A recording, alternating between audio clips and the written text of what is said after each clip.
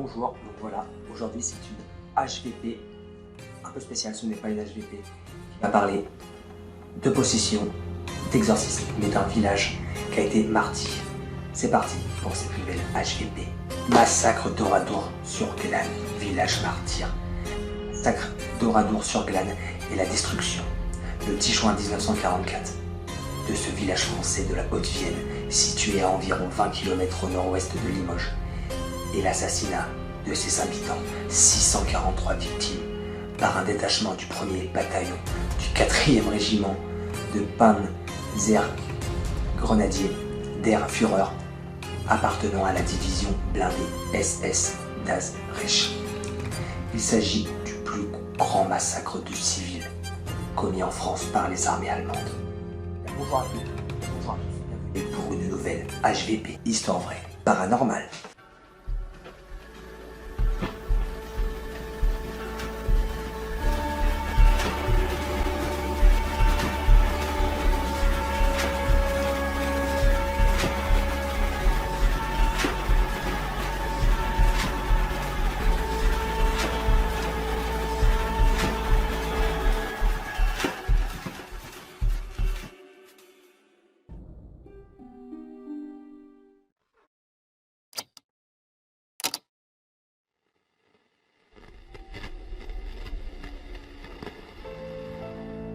Le massacre. Les hommes. Les 180 hommes et jeunes gens de plus de 14 ans sont répartis dans 6 lieux d'exécution par groupe d'une trentaine de personnes. Pendant que, toujours tenus sous la menace des fusils, les hommes devaient vider chacun de ces locaux de tous les objets qu'ils contenaient. Un SS balayait soigneusement un large espace devant la porte, puis y installait une mitrailleuse et la mettait en batterie face au local. Malgré cette situation inquiétante, chacun reprenait confiance, certain qu'il n'existait aucun dépôt d'armes dans le village. La fouille terminée, le malentendu serait dissipé et tout le monde serait relâché. Ce n'était après tout qu'une question de patience. Le tir des mitrailleuses en batterie devant des lieux de rétention des hommes se déclenchèrent vers 16 h. Selon Heinz Barth, à l'intérieur les hommes étaient énervés. Alors j'ai ordonné « Feu !» et tous ont tiré. Moi-même, j'en ai tué environ 12 ou 15. On a mitraillé une demi-minute, une minute. Ils tombaient tout bêtement. Marcel Dartout témoigne. Nous avons perçu le bruit d'une détonation venant de l'extérieur suivi d'une rafale d'armes automatiques. Aussitôt sur un commandement bref, les 6 Allemands déchargèrent leurs armes sur nous. En quelques secondes, j'ai été recouvert de cadavres tandis que les mitrailleuses lâchaient encore leurs rafales. J'ai entendu les gémissements des blessés. Lorsque les rafales eurent cessé, les Allemands se sont approchés de nous pour exterminer à bout portant quelques-uns parmi nous. Les corps sont ensuite recouverts de paille, de foin et de fagots auxquels les SS mettent le feu. Le témoignage de Marcel Dartout est confirmé point par point par celui de Mathieu Bory. La première rafale a été dirigée contre nos jambes, puis l'opération faite, ces messieurs, les bourreaux, partent tous, nous laissent seuls. Je les entends, chez le buraliste, par la porte derrière le hangar. Les verres teintent, les bouchons des bouteilles sautent, la poste de TSF marche à plein. Le même scénario se répète dans tous les lieux où sont assassinés les hommes. La grange, le garage Poutaro, le Chez-Denis, le garage des Outreaux et les granges Landy, Milord et Bouchoul. Partout, 3 ordres se succèdent. Le début des tirs, l'achèvement des blessés et le déclenchement de l'incendie. Dans la plupart des lieux d'exécution, le feu a été allumé sur des hommes encore vivants. Jusqu'au dernier instant, à l'ultime seconde du déclenchement de la mitraillette, ceux qui étaient devenus des otages en attente d'une exécution n'ont pas imaginé la conséquence de leur situation. Ils ne pouvaient pas y croire et ils n'y ont pas cru. La surprise des victimes a été totale. La manœuvre des Waffen-SS avait réussi. L'exécution s'est passée dans le calme, sans difficulté et sans panique. Du groupe de 62 prisonniers, dont fait partie Marcel Dartout, 6 échappent du bâtiment, dont un était tué par une sentinelle. Les 5 évadés survivants sont les seuls rescapés des fusillades. Les SS qui ne participent pas au meurtre, soit 4 à 5 hommes de chaque peloton, parcourent le village en se livrant au pillage, emportant argent et bijoux, tissus et produits alimentaires, instruments de musique et bicyclettes, mais aussi volailles, porcs, moutons et veaux. Au fur et à mesure du pillage, les bâtiments sont systématiquement incendiés, ce qui nécessite des multiples départs de feu. Débusqués par les pillards ou chassés de leur cachette par les incendies, de nombreux habitants qui avaient échappé à la rafale sont massacrés, isolement ou en petits groupes, hommes, femmes et enfants confondus. En entendant la fusillade et constatant que les enfants ne sont pas rentrés à l'école, des habitants des faubourgs se rendent à Oradour, où ils sont abattus. Oradour est un gouffre dont on ne revient pas. Les femmes et les enfants.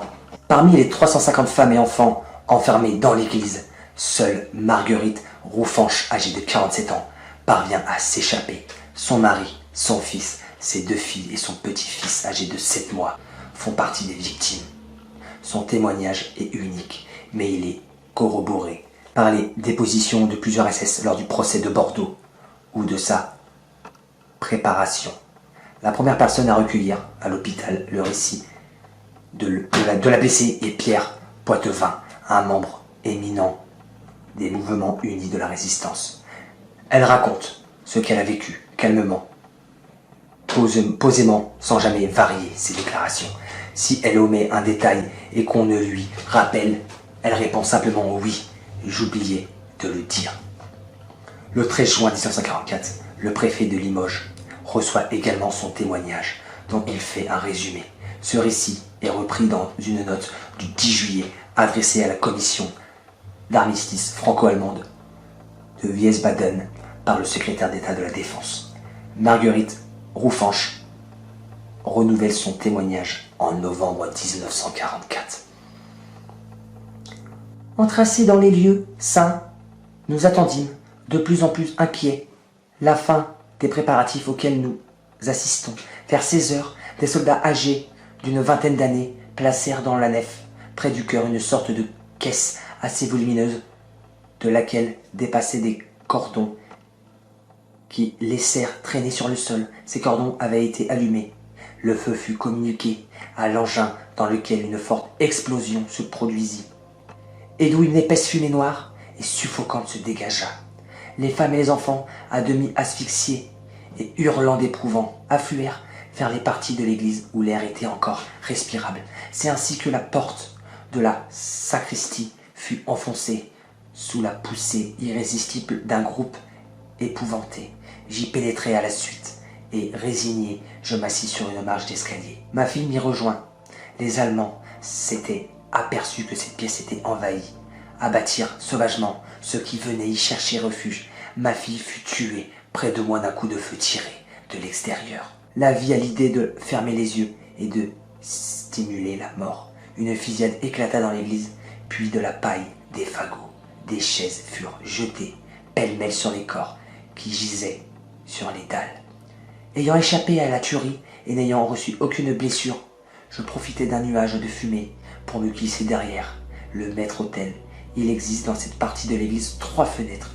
Je me dirigeais vers la plus grande, qui est celle du milieu, et, à l'aide d'un escabeau qui servait à allumer les cierges, je tentais de l'atteindre. Je ne sais alors comment j'ai fait, mais mes forces étaient décuplées. Je me suis hissé jusqu'à elle, comme j'ai pu. Le vitrail était brisé. Je me suis précipité par l'ouverture qui s'offrait à moi. J'ai fait un saut de plus de 3 mètres, puis je me suis enfui jusqu'au jardin du presbytère.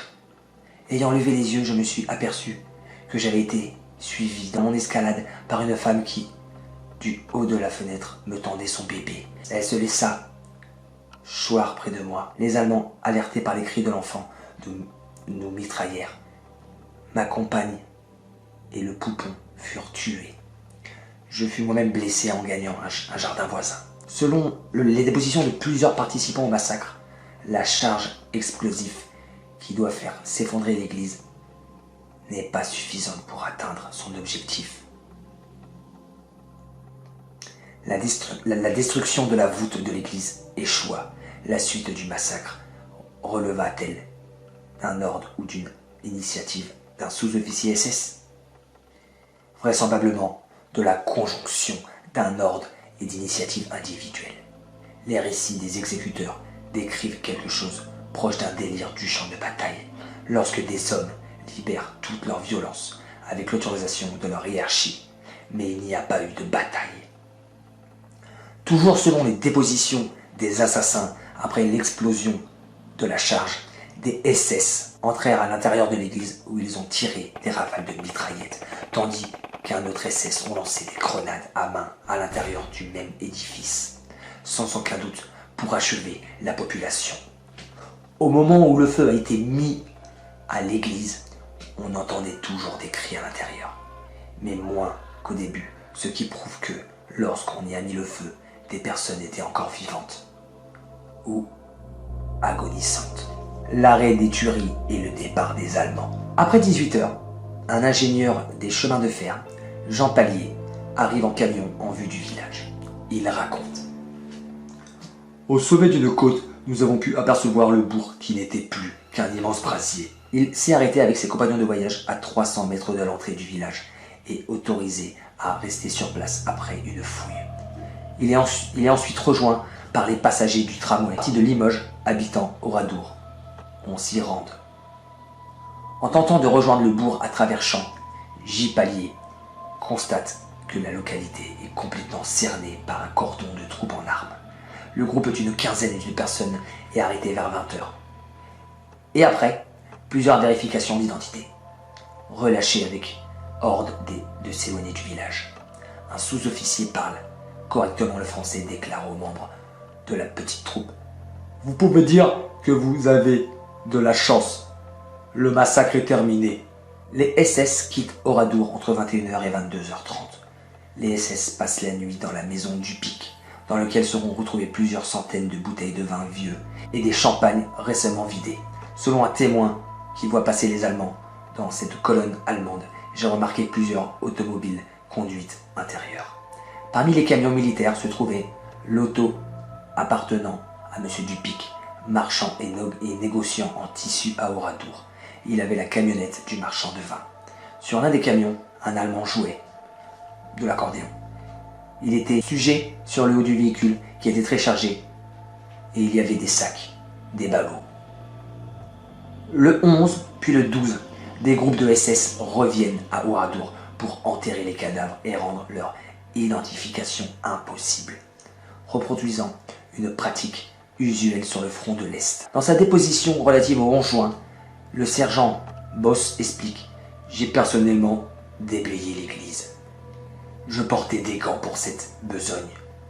Je prenais les cadavres et le reste, les sortais de l'église et les mettais dans un tombeau creusé à cet effet. Pendant ce travail, une ligne de sentinelles était en position et tirait sur les civils qui s'approchaient de la forêt. » Un autre SS déclare « Le lendemain, nous sommes revenus pour enterrer les morts. J'étais dans l'église pour sortir les cadavres en nombre inconnu, tant ils étaient brûlés, cadavres de femmes et d'enfants. Nous les avons enterrés derrière l'église et nous sommes partis. » Les premiers témoins. Jean Pallier est l'un des premiers personnes à entrer à Oradour dans la matinée du 11 juin en compagnie de quelques hommes. Tous les bâtiments, y compris l'église, les écoles, la mairie, la poste, l'hôtel que ma famille habitait, n'étaient plus que ruines fumantes. En tout et pour tout, nous n'avions aperçu que 3 cadavres carbonisés en face d'une boucherie et un cadavre d'une femme non carbonisée, mais tuée d'une balle dans la nuque. C'est lors d'un deuxième passage qu'il découvre les charniers. Au milieu d'un amas de décombres, on voyait émerger des ossements humains calcinés, surtout des os de bassin, dans une dépendance de la propriété du docteur du village. J'ai trouvé le corps calciné d'un enfant. Bien que les ossements Fût-ce aux 3/4 consumés, le nombre de victimes paraît très élevé. Il pénètre ensuite dans l'église. Il n'est pas de mots pour décrire pareille abomination, bien que la charpente supérieure de l'église et le clocher soient entièrement brûlés. Les voûtes de la nef avaient résisté à l'incendie. La plupart des corps étaient carbonisés, mais certains, quoique cuits au point d'être réduits en cendres, avaient conservé figure humaine. Dans la sacristie, 2 petits garçons de 12 ou 13 ans se tenaient enlacés, unis, dans un dernier sursaut d'horreur. Dont le confessionnal, un garçonnet, était assis, la tête penchée en avant. Dans une voiture d'enfant reposait le reste d'un bébé de 8 ou 10 mois. Je ne pus en supporter davantage, et c'est en marchant comme un homme ivre que je regagnai le hameau des Portes. Tous les témoins sont bouleversés par le degré auquel nombre de corps des quelques 350 femmes et enfants avaient été mis en pièces. Ça et là, des morceaux de crâne, de jambes, de bras, de thorax, un pied dans un soulier. Plusieurs témoins font également état de viol, même s'ils ne sont pas évoqués lors du procès. Le dimanche vers 15 h, j'ai vu le spectacle effrayant de l'église, où les corps carbonisés gisaient sur le sol. Une femme que je n'ai pas pu identifier, ne portant aucune blessure apparente, ni trace de brûlure, dévêtue dans sa partie inférieure. Le sexe, nettement apparent, était placé au-dessus des corps, carbonisés. J'ai eu nettement l'impression, au moment où je la vis, que cette femme avait été violée. Parmi les victimes, on compte 15 Espagnols, 8 Italiens. On dénombre également 39 habitants du village mosellan de Charlie, qui avaient été déplacés dans le sud-ouest avant la guerre à cause de l'immense du conflit et qui n'avaient pas été autorisés à retourner en Lorraine. Placés en zone interdite, la commune de Charlie est renommée Charlie-Oradour le 12 août 1950. Le mémorial érigé à Charlie-Oradour liste 44 victimes de 14 familles de Charlie et Montois-Flanville, qu'on retrouve sur le mémorial d'Oradour-sur-Glane.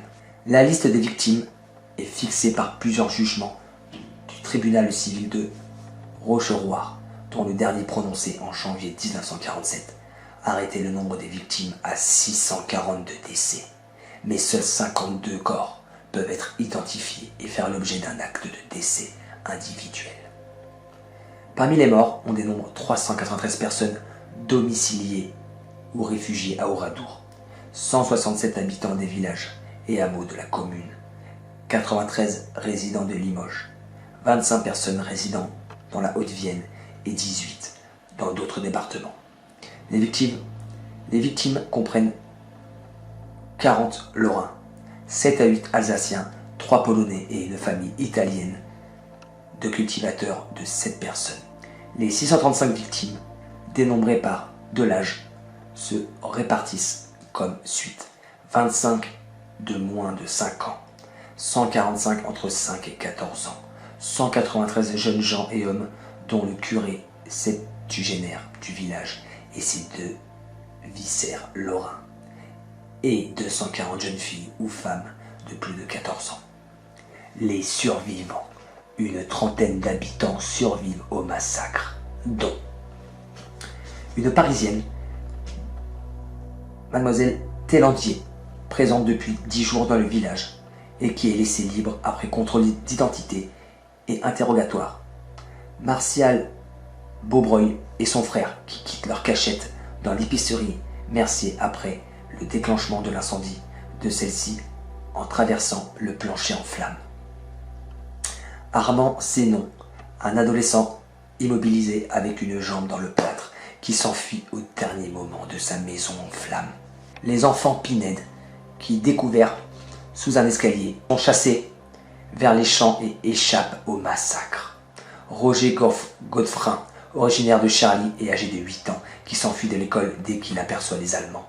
Il est le seul écolier à échapper au massacre, au cours duquel il perd son père, sa mère et ses 4 frères et sœurs.